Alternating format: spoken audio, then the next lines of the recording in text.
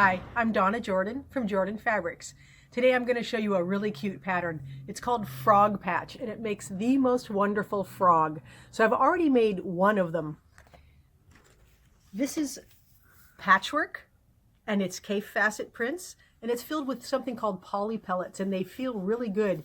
You can pose the frog, you can make him sit and wave. So we've got a variety of prints here and this is just one of the most fun things that we've ever made at the shop here. Behind me, I've got lots of frog colored batiks. So we're going to make another frog right now. And so I'm going to pick 9 different fabrics and show you how to make the cutest frog.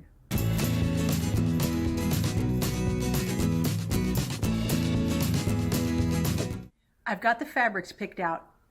I've got really nice bright clear greens and we're going to make these into strips. So I'm going to use 2.5-inch strips. You have your choice in this pattern. You can use 9 2.5-inch strips, but you only need half the strip. You can use 20 5-inch charm squares.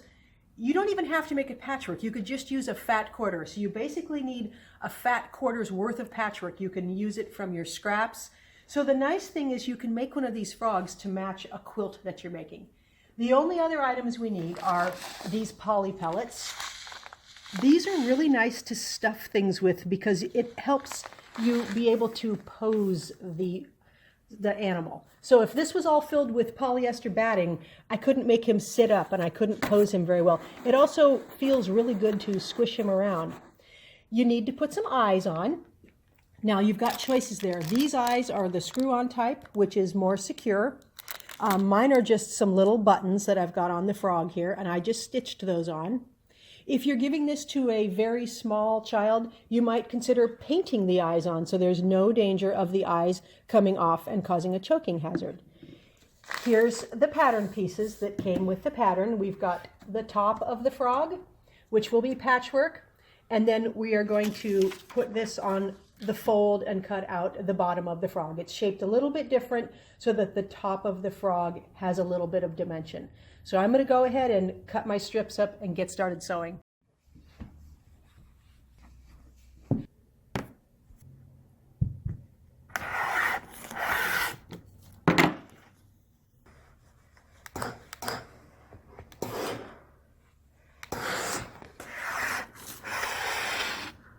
Now I'm cutting these strips from yardage that I have, but the pattern's called Frog Patch, and the idea is to use up your scraps. So I'm sure you have 2.5-inch strips hanging around left over from quilts, and this is a perfect use for those scraps. And they don't have to be strips, they can be any shape. We just want to piece something together to the size of a fat quarter. I'm going to sew my strips all together and I'm going to use a very small stitch length because I want them stitched together very securely in case this is a frog that gets well loved by a child. We want it to have a lot of stitching, so I'm just going to use a 1/4-inch seam, but I'm using a very small stitch length, so there's a lot of stitching there.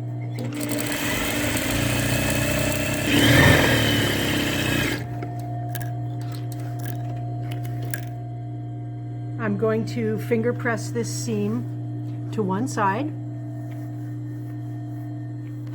Then I'm going to stitch the next piece on here, and I'm going to keep going till I have all 9 strips sewn together.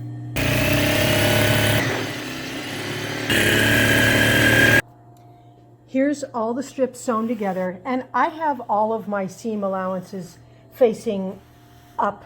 It just makes it easier for me to iron them flat when they're all going the same way. But in this project, it really does not matter which way your seam allowances are facing.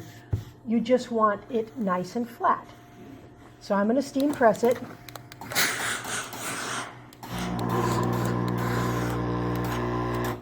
You can hear my powerful steam iron there. So it's nice and flat, and now we're going to put this onto a piece of batting and we're going to quilt it. I've got a piece of scrap batting here. This is the same batting I use in my quilts. It's the Hobbs 80% cotton, 20% polyester.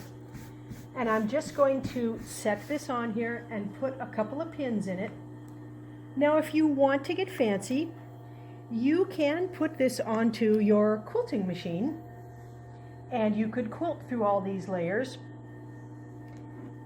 I'm just going to stitch along each seam.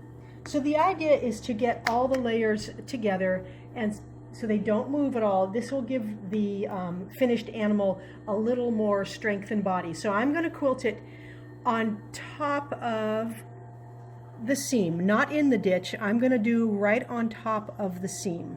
Let me show you where I'm going to sew this. I'm going to sew near this seam right on top of all the seam allowances, and that's going to give that seam extra strength. So I'm sewing right along here. I'm going to use my presser foot as a guide. I'm going to put the inside side of it right along that seam. I'm using a nice bright green thread that matches. You could use a contrast color here. You could use a decorative stitch. There's a lot of options. The idea is just to have a lot of fun with your quilting. This is my last seam here. I did a couple from the one side, then turned it around and sewed from this side.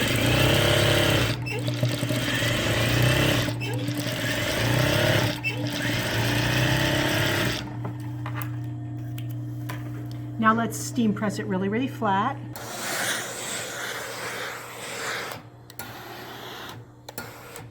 So I've got my batiks quilted just to the batting. The pattern actually calls for you to put a piece of fabric under here and quilt through all those layers. And I've done it that way, but I found that this way works just as well. So we are just going to cut our frog tops out of this patchwork here. We've got the frog top here. We've got a right and a left. And I want my frog to look very patchy, so I don't want to have these completely matched up. I want to have them turned around and put on this fabric in sort of a random pattern. I do want to have some of this fabric showing, so I'm going to put it on his back foot, and then I'm going to want to move this down so I can have some of this fabric showing. So you can play around with this.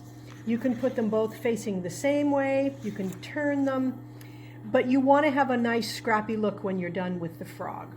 Now I'm just going to pin the pattern pieces on, and then I'm going to cut them with a really sharp pair of scissors. Now we're just going to cut around the edges here with our really sharp scissors. And it does help if you pre-cut the pattern pieces first, because then you can see where they're going to land on the patchwork.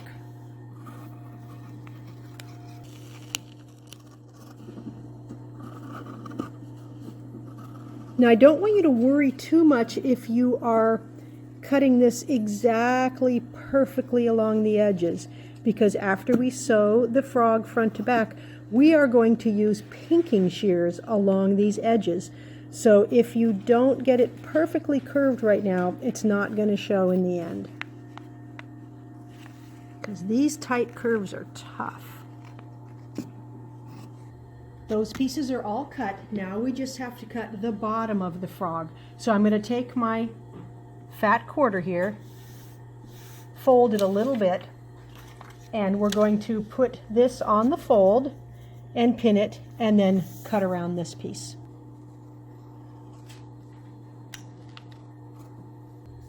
Here is the bottom of the frog. Looking kind of limp right now and kind of large, but it shrinks a little bit as we stitch it up. Now here's the top of the frog. Oh, cute with the patchwork there.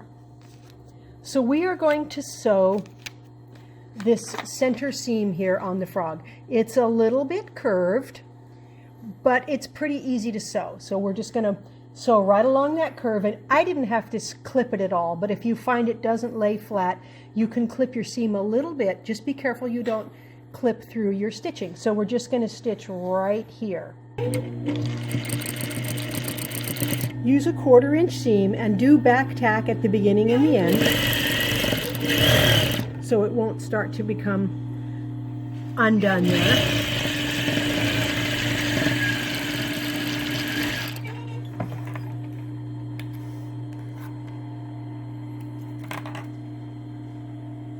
So here's what our frog top is going to look like. Really cute. And this is what's giving him a little bit of dimension because it's slightly curved there. Now we just need to put the wrong sides together. We're just going to put it like this. We're going to pin all around the edges, and we're going to stitch all the way around, and we're going to leave a 2-inch opening right here.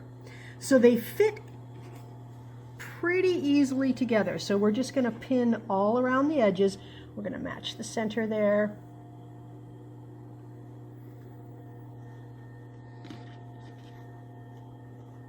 And we are going to stitch all around the edge using a generous 1/4 inch seam, so a little bigger than a 1/4 inch. So I'm going to stitch around the outer edge here. So I'm going to start and stop and leave an opening right here. So I am going to back tack there so that when I'm putting the stuffing in, it doesn't come open. My pins are on the back side, and I'm going to take them out as I go, but I did use quite a few pins. So again, a generous 1/4 inch seam.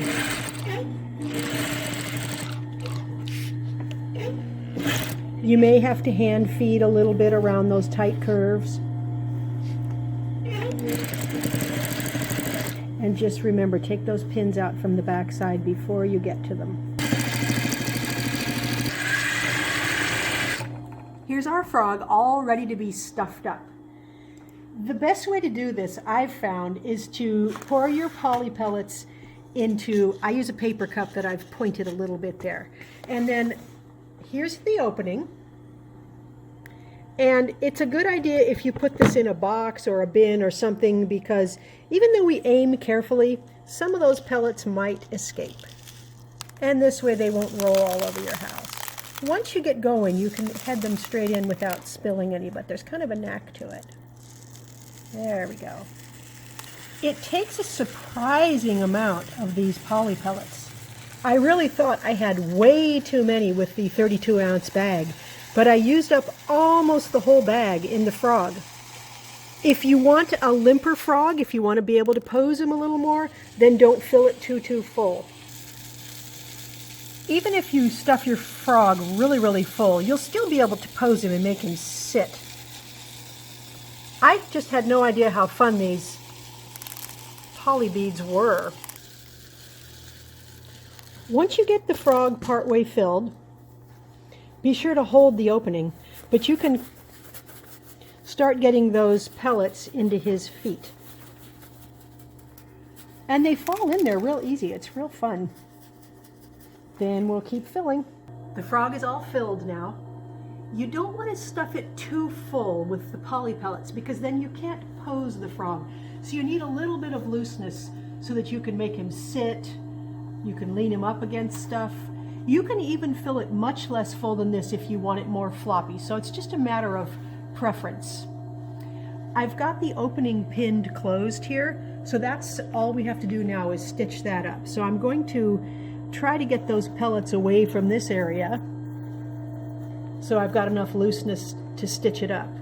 And I'll just take the pins out and then stitch it up.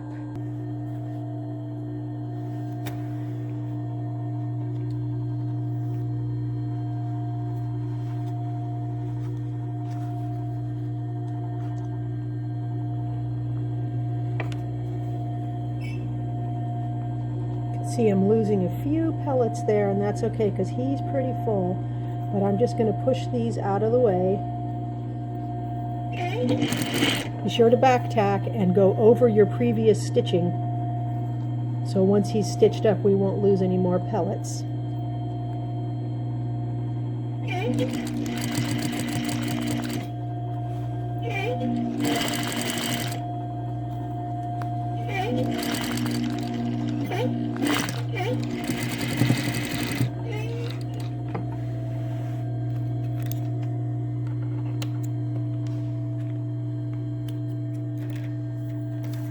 All right, now the last step is to trim these raw edges with pinking shears.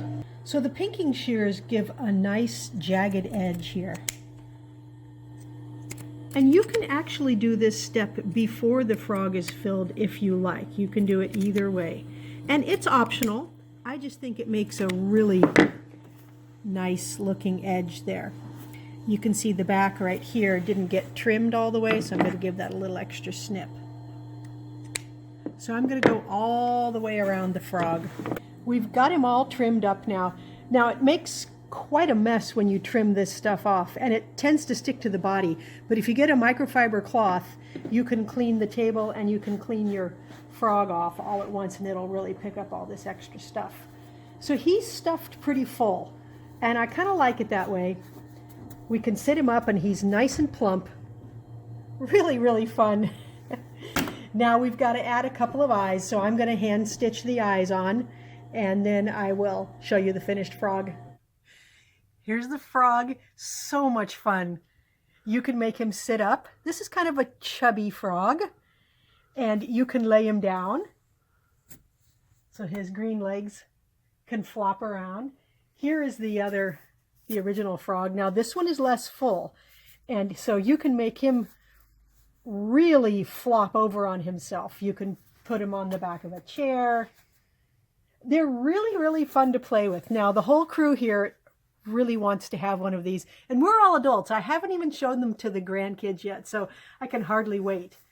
Now you can fill this with something like rice if you really like, and then you can heat this up in the microwave and use it for a little warming toy. Now you want to be sure to sew those eyes on really, really securely. So I used heavy thread, and then I used fray check on the thread afterwards to make sure it does not come undone. And again, these two frogs, these are for adults. If you're giving it to a small child, you might want to paint the eyes on so there's no danger that those eyes will come off. So you can make this to match any of your quilts. It's called Frog Patch. It's meant to be made with your scraps from your quilt. So if you have green scraps, you can make this to match. This is just a great gift for any age recipient. So have a lot of fun with your frogs. Be sure to sign up to get our emails if you want to see our latest projects. I'll put a link in the description below. Happy quilting!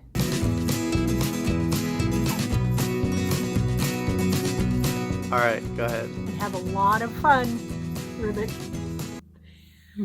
Get him up in the machine like he's sewing.